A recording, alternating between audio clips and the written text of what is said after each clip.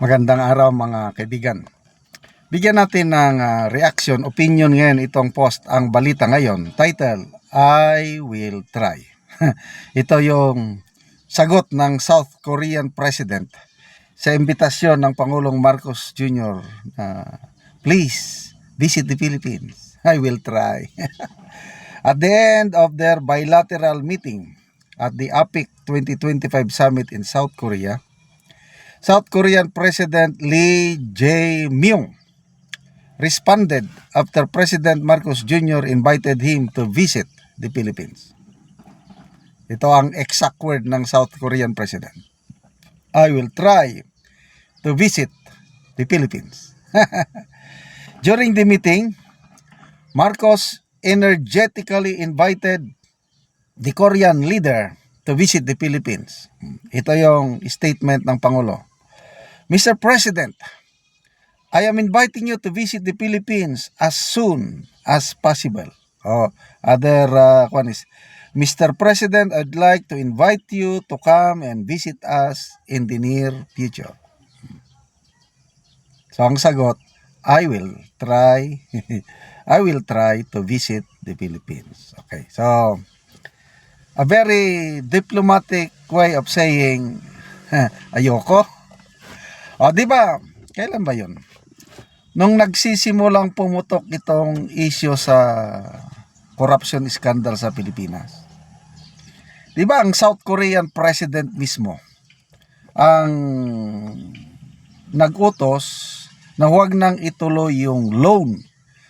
Meron nang napagkasunduan ang South Korean government magpapautang sa Pilipinas ng pera, nakalimutan ko na yung kantidad. Malaki-laki, abot ng billion pesos. Nakalimutan ko na rin kung anong proyekto.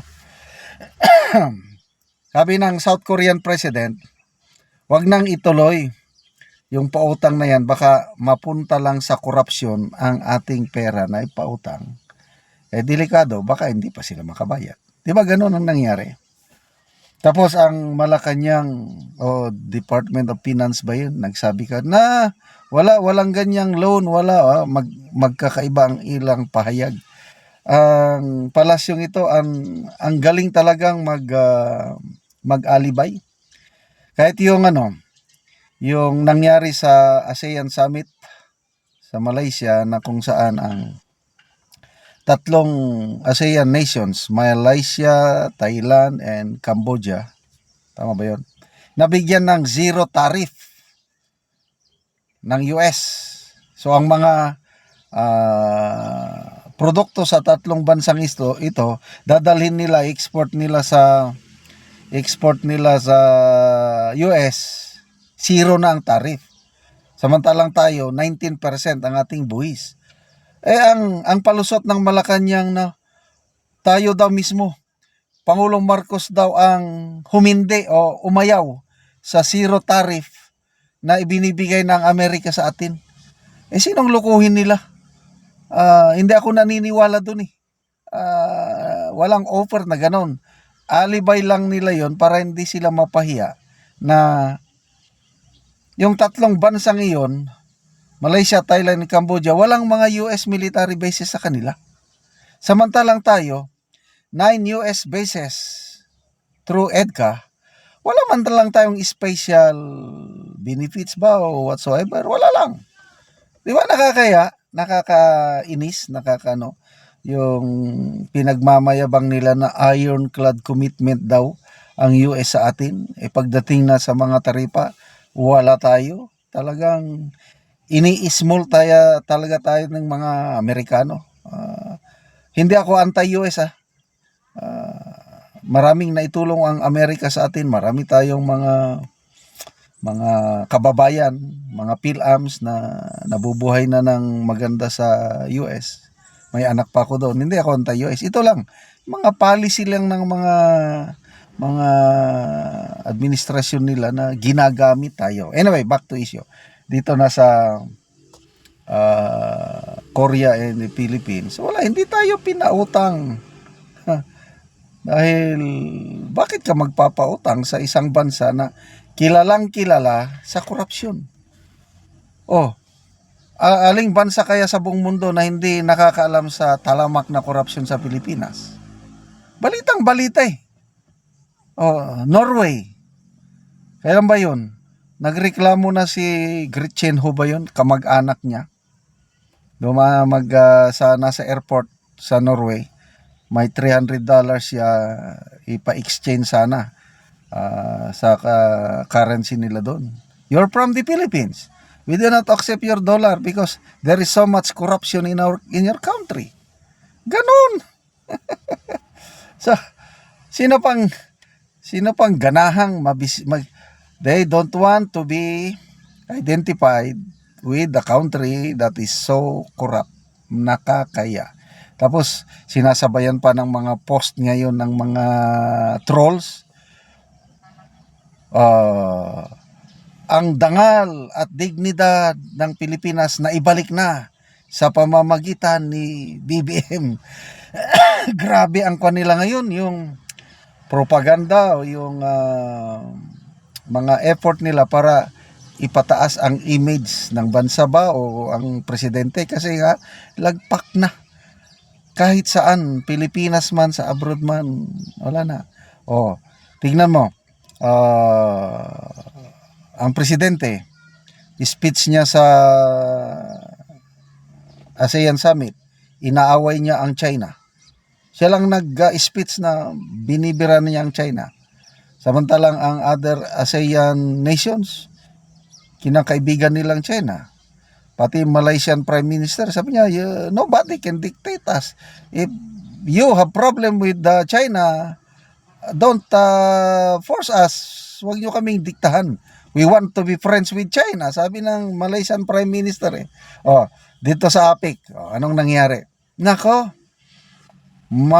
malugod, in a very cordial way, friend na friend ang dating. Nag-meeting si President Trump and President Xi ng China. And then, ang napagkasunduan nata, I'm not sure of this, nabasa ko lang sa isang post, ang US, pinutol niya na yung ibang mga tariff na ipinatong niya sa China. Ibig sabihin, nagkasundo na sila.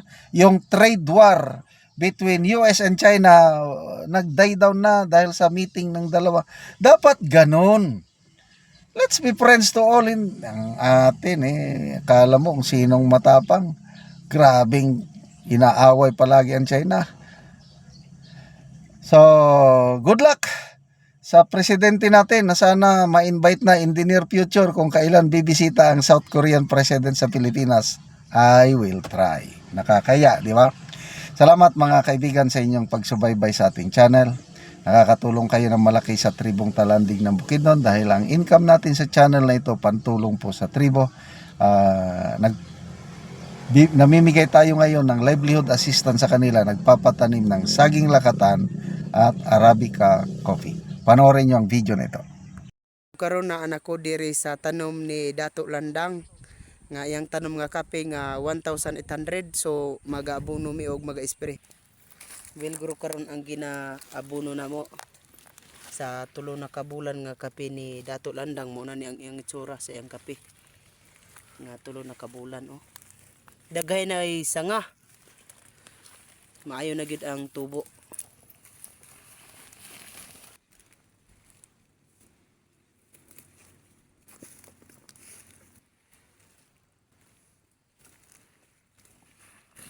Tulo ka bangag.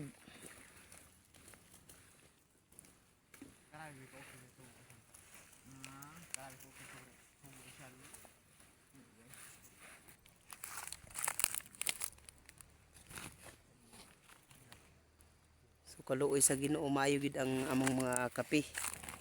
Ang tubo sa among mga kape. Man sa pag-abono, pagatabunan para gid nga mosuyop og abono ang kape. So kining unang tanom ni Dato Landang nga kape 1,800. So ang ikaduha niyang tanom karon nga 1,200. So 2,000 o 3,000 aning iyang tanom tanan.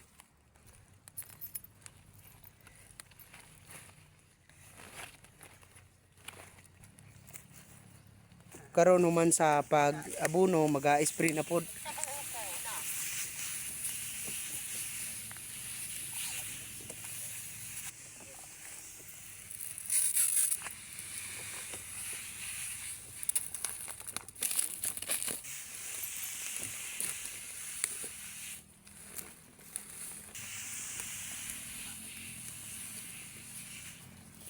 Ug karon salamat kaayo sa Ginoo ug sa nagasuporta sa among pagpananom sa kapinaot unta nga magpadayon kini.